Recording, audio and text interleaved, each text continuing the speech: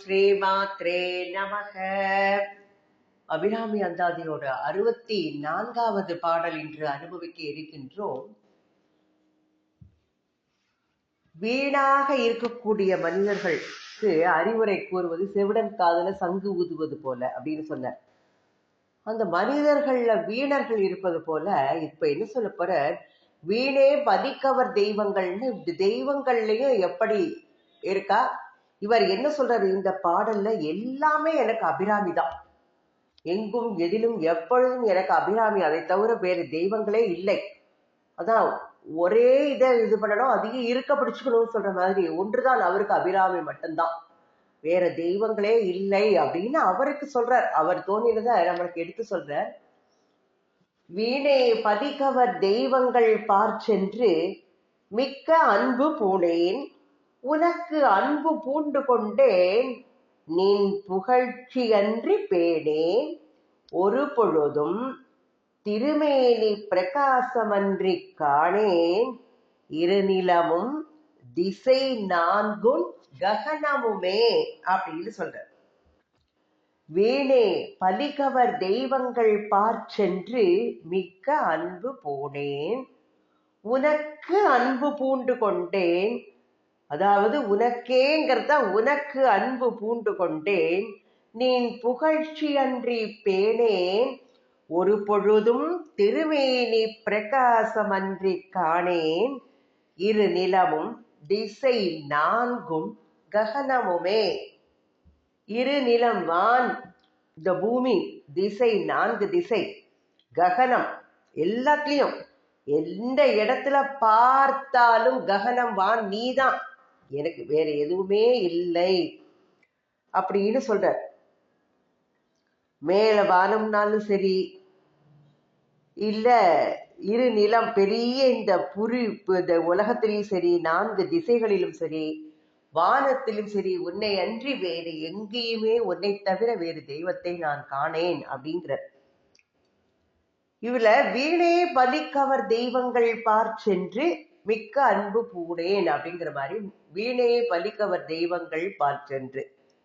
யாரு வீணே பலிக்கவர் தெய்வங்கள்னு சொல்றார் அப்படின்னு பார்த்தோம்னா, அவருக்கு இவர் என்ன சொல்றார், மத்த இதுல யாற்ற எது பண்ணினாலும் கடைசியில அது அவளுக்கு தான் போய் சேரப்போகுது. ஏன் நீங்க அவாள்கிட்டலாம் போய் ரெக்கமெண்டேஷன் போறேன், டைரக்டா என்கிட்ட வந்துருக்கோம் அப்படிங்கிறார். அது மாதிரி அம்பாளை இருக்கும்போது வீணா சுத்தி பரிவார தெய்வங்கள்ட்டெல்லாம் போய் எனக்கு அதை பண்ணித்தா இதை பண்ணித்தான்னு ஏன் கேட்கிறேன், அவள் இருக்கா எல்லாம் உங்களுக்கு செஞ்சு தரத்துக்கு அப்படின்னு சொல்றாரு. அதனாலதான் வீணே பதிக்கவர் தெய்வங்கள். நமக்கு ஒரு காரியம் ஆகணும், ஒரு பெரியவரை போய் பார்க்கணும்னா அவன் வீட்டு வேலைக்காரன் மூலமா அவன் மூலமா போலாமான்னு அவனுக்கு ஏதாவது கொடுத்தா தான் அவன் போய் அவங்கள்ட்ட சொல்லி என்னமோ நம்மள பெரிய இது மாதிரி ரெக்கமெண்டேஷன் பண்ணி கூட்டிட்டு போவா. அதுவே வேண்டாம், டைரக்டா நீங்க அவர்கிட்டக்கே போக முடியுமான்னு அப்ரோச் பண்ணிடுமோங்கிறாரு. அதுதான் அம்பாள் இருக்காளே நான் உனக்கு செய்யறதுக்கு அப்படின்ட்டு. என்ன சொல்ற, ஒரு அரண்மனை இருக்கு, ராஜா ராணி சேவர்கள் எல்லாரும் இருந்தாலும் கூட எல்லாரும் ராஜாவாக முடியுமா? அதனால எத்தனையோ தெய்வங்கள்லாம் இருக்கு. அந்த தெய்வங்கள்லாம் இருந்தாலும் அபிராமி மெயின் டெய்டி சொல்லுவா. எந்த கோவில்ல பார்த்தாலும் அந்த அந்த மெயின் டெய்டி யாரோ, அந்த அந்த மூலவர் யாரோ அதை வச்சுதான் அந்த பெயர் சொல்லப்படுது. கோவில் சுத்தி பரிவார தெய்வங்கள்லாம் இருப்பா. அதனால தான் அவர் என்ன சொல்ற, அந்த பரிவார தெய்வங்களுக்குலாம் என்ன கொடுக்கணும், அவளுக்கு இந்த மனுஷால பாக்குறதுக்கு ஏதாவது லஞ்சம் கொடுத்து போற மாதிரி அந்த தெய்வங்களுக்கு பலி கொடுத்து அவ சொல்றபடி கேட்டு நடந்தாதான் மெயின் தெய்வத்திட்ட போக முடியும். நம்ம சின்ன சின்ன காரியத்துக்காக இந்த மாதிரி எல்லாம் பண்றேன் அப்படிங்கிறார். அதே சொல்றாரு, என்னதுதான் இப்படி எல்லாம் வேண்டாம், ராஜா கிட்டக்க லஞ்சம் கொடுத்தா வாங்குவானா? மாட்டான்.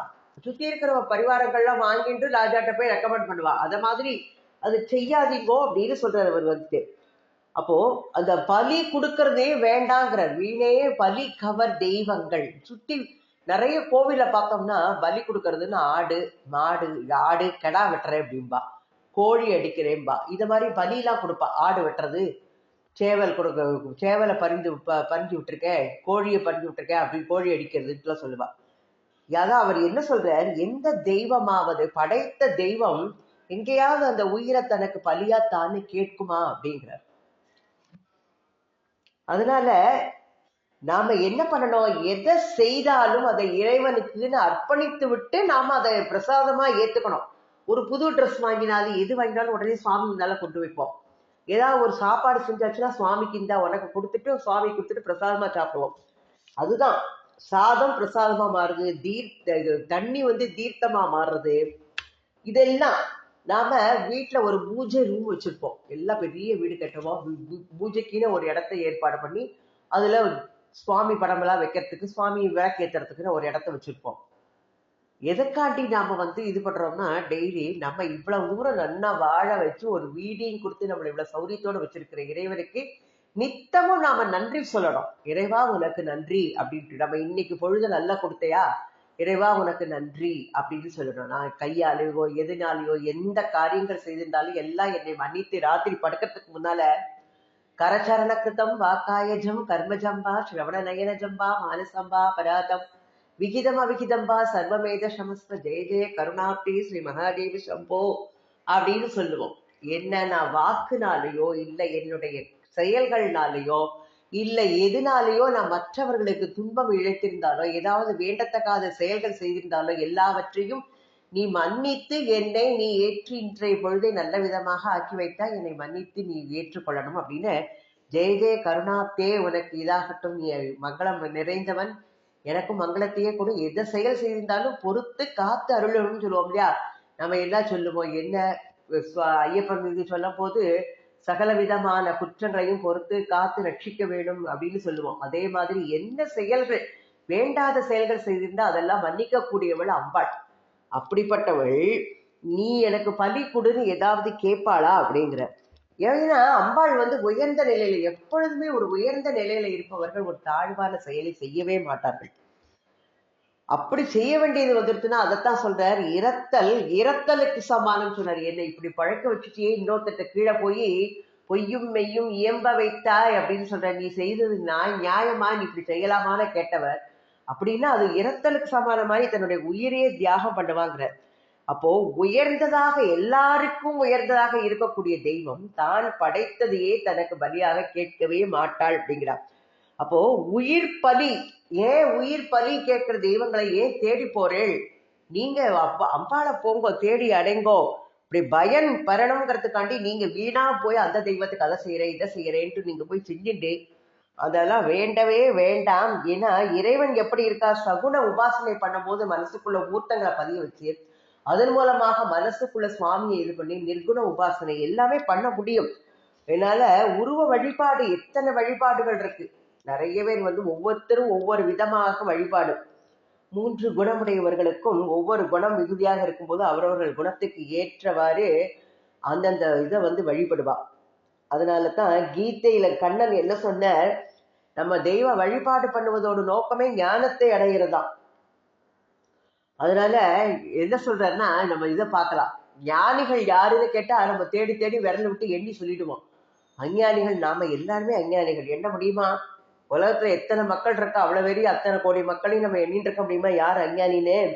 அதனாலதான் பகவான் என்ன சொல்ற கீதையில, பகூனாம் ஜென்மனாம் அந்தே ஞானவான் மாம் பிரபத்தியதே வாசுதேவ சர்வமிதி ச மகாத்மா சுதுர்லபாக அப்படின்னு சொல்ற.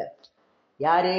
பகூனாம் ஜென்மானாம், நிறைய மக்கள் இருக்கா, அந்தே ஞானவான், ஞானவான்கிறது கொஞ்சம் தான், அதை விரலுட்டே நில்லாம், அவர்களுக்கு தான் தெரியும். வாசுதேவம் சர்வம் இதி, எல்லாமே பகவான் தான். அப்படிப்பட்டவனாக இருக்கக்கூடிய மகாத்மா சுதுர்லபா அப்படிங்கிற, ரொம்ப குறைவு அப்படிங்கிற. அதனாலதான் சொல்ற சாத்வீக அந்த சாப்பாடு அதுதான் சத்வகுண வழிபாட்டுல நிவேதனமா வைக்கக்கூடிய பொருட்களை தான்.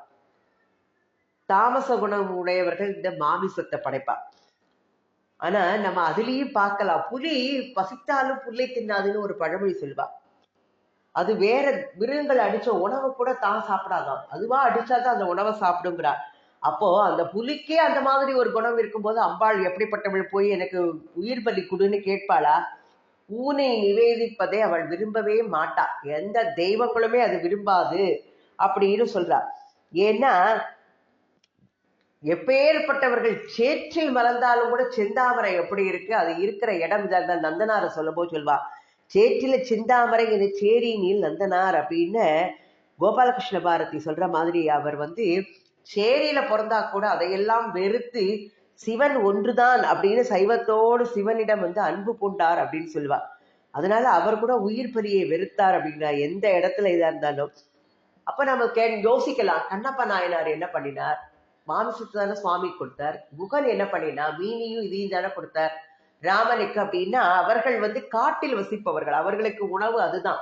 அவர்கள் நான் எங்க வசிக்கிறோம்? நாட்டுல. நம்மளுக்கு எத்தனை விதமான காய்கறிகள், அரிசி, பருப்பு, எத்தனை சாமான்கள் இருக்கு. அதனால அந்த உயிர் பலியை நம்ம பண்ணவே கூடாதுங்கிறார். ஒரு மனிதன் அடிச்சு திம்பாளா? புலி அடிக்குமா? அப்போ நாம ஏன் இன்னொரு உயிரை ஏன் பலி கொள்ளணும் அப்படின்னு அவர் கேட்கிறார்.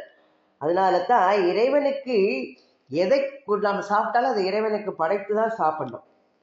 அப்போ நீ எதை சாப்பிட்றியோ அதை அவனுக்கு கொடு அப்படின்னு சொன்னா, அதுக்காண்டி நாம எதை சாப்பிட்றோம்னா ஆலகால விஷயத்தையா பகவானுக்கு சிவனுக்கு வைக்கிறோம், அவருக்கு அது பிடிச்சது சாப்பிட்டாருங்கிறதுக்காண்டி. ஏன்னா அதை சாதமா கொடுத்துட்டா நாம அதை சாப்பிடணும்னா அப்படி பண்ணுவாளா? அதனாலதான் நாம எதை சாப்பிட்றோமோ சாத்வீகமா, அதனாலதான் அதை எதை செய்கிறோமோ அதை மட்டும்தான் செய்யணும் அப்படிங்கிறார். ஏன்னா திருக்குறள்லயே எத்தனை அழகா சொல்லியிருக்காரு அவர் 10:26 அதிகாரம். அதுல சொல்ற கொல்லாமை அப்படின்ட்டு, பொருளாட்சி போற்றாதார்க்கு இல்லை, அருளாட்சி ஆங்கில்லை ஊன் தின்பவர்க்கு அப்படிங்கிறார். ஊனை உண்கின்ற மனிதனுக்கு இறையருள் கிட்டாதுன்னா ஊனையே பலியாக விரும்பும் தெய்வம் எப்படி தெய்வமாகும் அப்படின்னு, அது தெய்வம் இல்லை அப்படிங்கிற. பொருளாட்சி போற்றாதார்க்கு இல்லை, அருளாட்சி ஆங்கில்லை அப்படின்னு சொல்றாரு. அப்போ அந்த உயிர்கள் மீது உயர் கருணை, அந்த உயர் கருணை இருக்கக்கூடியதான் தெய்வமாக இருக்க முடியும்.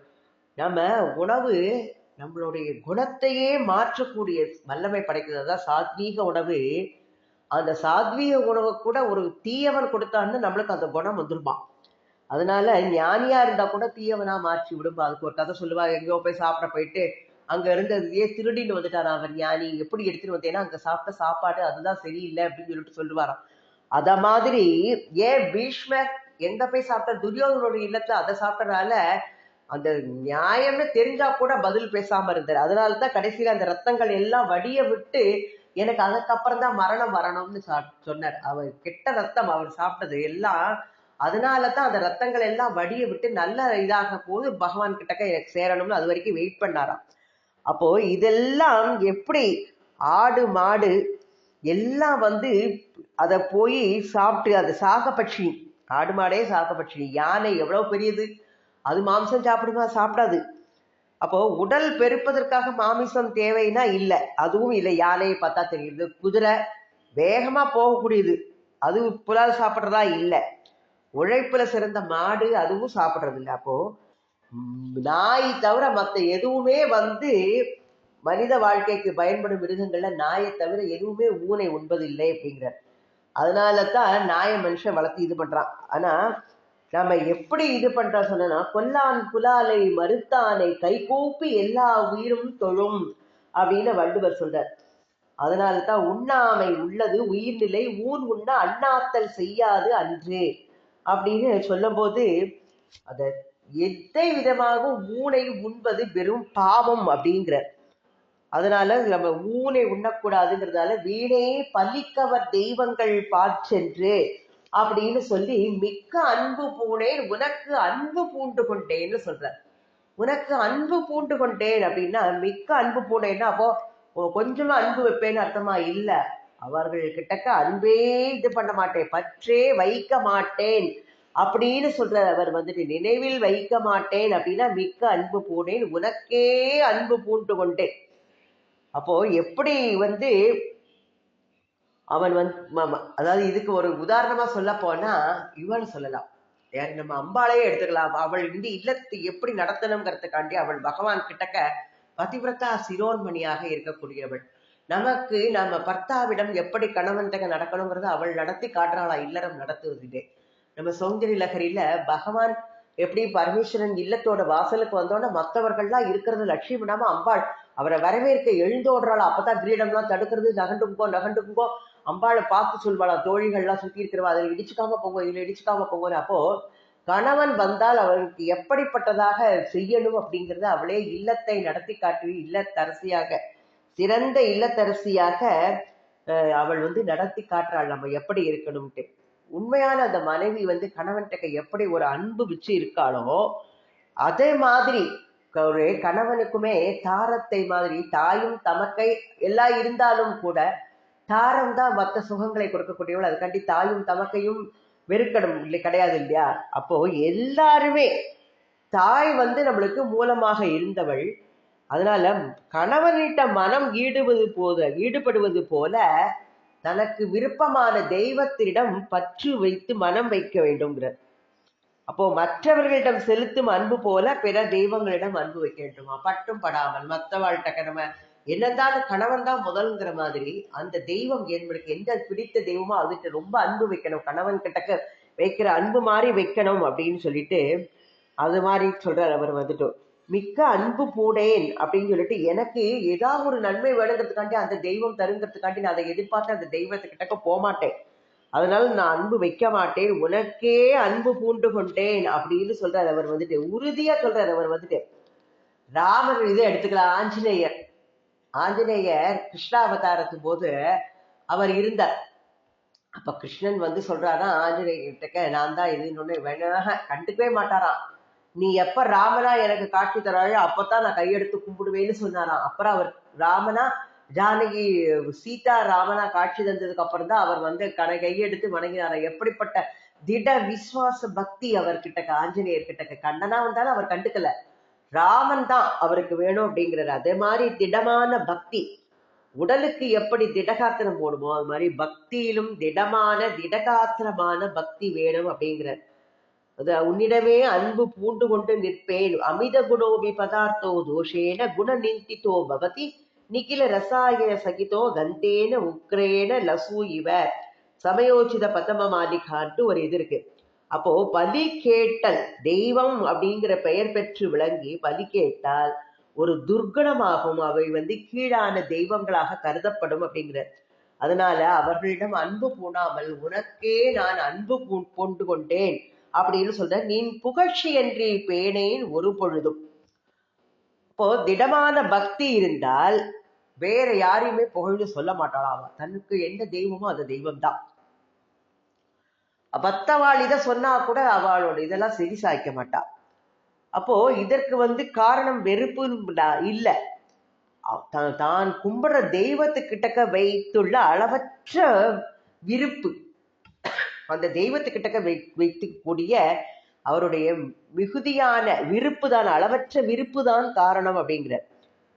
அதே மாதிரி இவர் என்ன சொல்லுவார், சீதையோட புகழ ராமன் செவிமடுத்த போதும், சுந்தரகாண்டத்துல ராமனோட புகழ ஆஞ்சநேயர் மூலம் அவர் செவிமடுத்த போதும் எப்படி அதை எடுத்து சொல்ல முடியாதுங்கிறார்.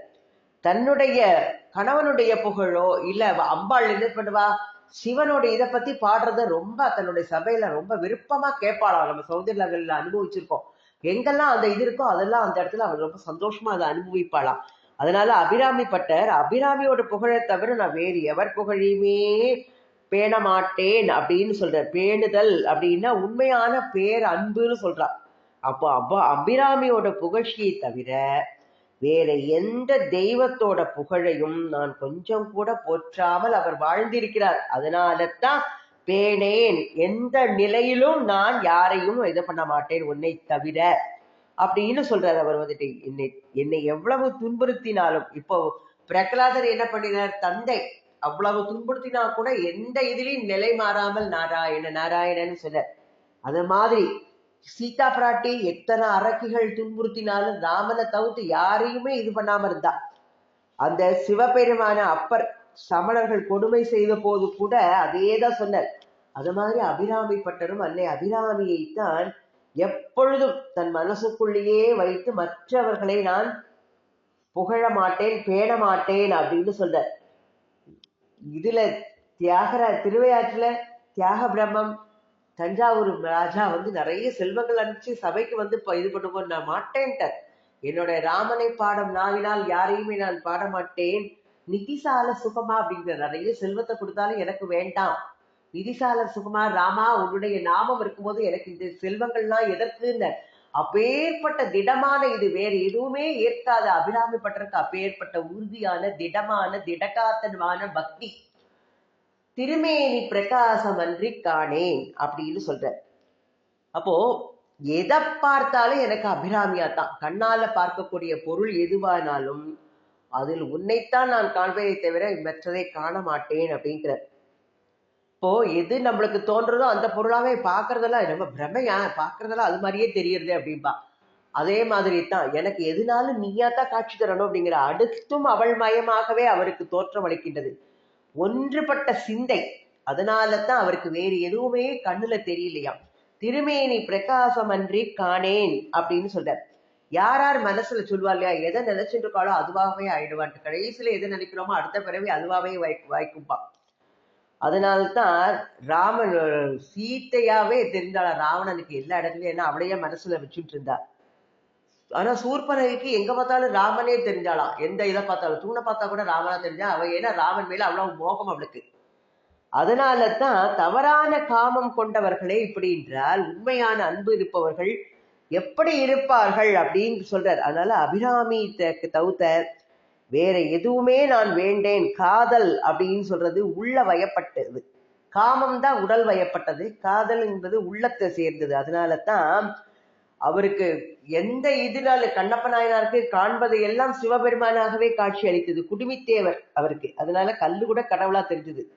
அதனால அவர் மனசுல இருக்கிற உண்மையான இதுதான் அன்புதான், அந்த பக்தி. அவர்களை காண்பதெல்லாம் அதுவாகவே தோற்றமளிக்கின்றது அப்படின்னு சொல்றாரு. இருநிலமும் திசை நான்கும் ககனமுமே சொல்றாரு. எந்த இடத்தை பார்த்தாலும் அப்படின்னு சொல்றாரு இல்லையா. எங்கும் எப்பொழுதும் எதிலுமே அம்பாளையே தரிசிக்கிறாரா.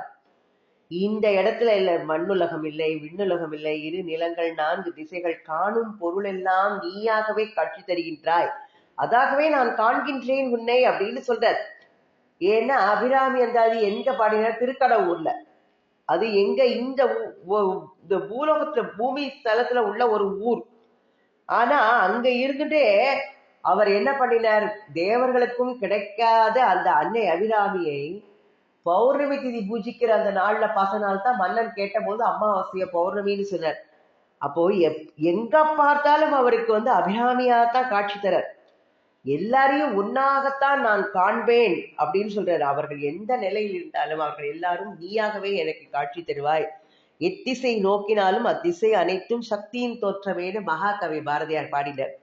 எண்ணிற்கு அடங்காமல் எங்கும் பரந்தனவாய் எண்ணில் சுடர்கின்ற மீனையெல்லாம் பண்ணியதோர் சக்தியே நம்மை சமைத்தது காண் நூறாண்டு பக்தியுடன் வாழும் படிக்கேன்னு. காணும் இடமெல்லாம் சக்தி, எங்கெங்கு காணினும் சக்தியடான்னு சொன்னார். அந்த மாதிரி அந்த மகாசக்தி வெண்பாவில மகாகவி பாரதியார் இப்படி சொல்லியிருக்கார். அவர் மணிவாச்சகர் அண்ட பகுதியில பகவான் எங்க வியாபித்திருக்கக்கூடியவர் நீதான்னு சொல்லி இது பண்ணினார். எல்லா இடத்திலையும் வானம் ககனம் சொல்றார், பஞ்சபூதங்கள் எல்லாத்தையும் அடக்கக்கூடிய ஒரே ஸ்தலம் ஆகாயம். அதனால ஆகாயம் பஞ்சபூதங்களுக்கும் ஆதாரமாக உன்னை நான் வான ரூபமாக காண்கின்றேன், நான் ககனமுமே அப்படின்னு சொல்ற. யார் இதுலயே 4000 திவ்ய பிரபந்தத்துல ஆழ்வார் என்ன சொல்லியிருப்பார் திருவாய்மொழியில? உண்ணும் சோறு பருகு நீர் தின்னும் வெற்றிலையும் எல்லாம் கண்ணன் எம்பெருமான் என்றென்றே கண்கள் நீர் மல்கி அப்படின்னு சொல்றாரு. எதுனாலும் எந்த இதுனாலும் பசித்தவனுக்கு சோறு, தாகம் எடுப்பவனுக்கு உள்ள தண்ணீர், தாம்பூலம், அது மாதிரி எங்க பார்த்தாலும் அதுல எல்லாம் என் கண்ணனே இருக்கின்றான் அப்படின்னு சொல்ற. நாம அப்பர் சொல்லியிருக்காரு, நம்ம பார்த்திருக்கோம். மன்னதனில் 5 மாநீரில் 4 வயங்கெரியில் 3 மாருதத்து 2 விண்ணதனில் 1 விரி கதிரை தன்மதியை தாரகைகள் தம்மின் மிக்க எண்ணதனில் எழுத்தை 7 இசையை காமன் எழில் அடிய எரி உமிழ்ந்த இமையா நெற்றிக் கண்ணவனை கற்குடியில் விழுமையானை கற்பகத்தை கண்ணார கண்டேன் நானே அப்படிங்கிறது. எங்க பார்த்தாலும் அவருக்கு தெரிஞ்ச.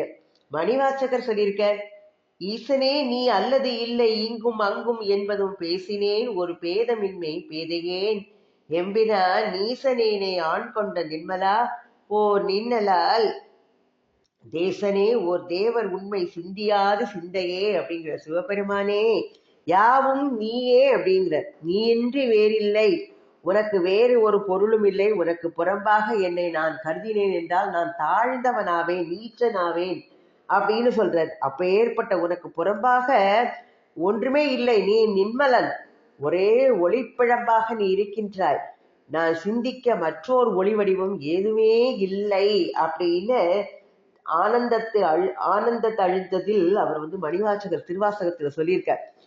அப்போ அவர்களுக்கு எல்லாம் எங்க பார்த்தாலும் இறைவனாகவே காட்சி தர. இதில் சொல்லுவா, மரத்தை மறைத்தது மாமத யானை, மரத்துள் மறைந்தது மாமத யானை, பரத்தை மறைத்தது பார்முதல் பூதம், பரத்துள் மறைந்தது பார்முதல் பூதம் அப்படின்னு திருமந்திரத்துல சொல்லியிருப்பார். அது என்ன சொல்லலாம், ஒரு குழந்தை மரத்தால ஒரு யானையை வச்சுட்டு இருக்கு, அது யானையா பார்க்கும், ஆனா அந்த யானையை செய்த தச்சனுக்கு அது மரமா தெரியும்.